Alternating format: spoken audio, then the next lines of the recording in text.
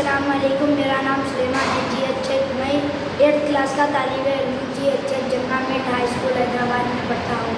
यहाँ पर आज हम रेनबो बनाने का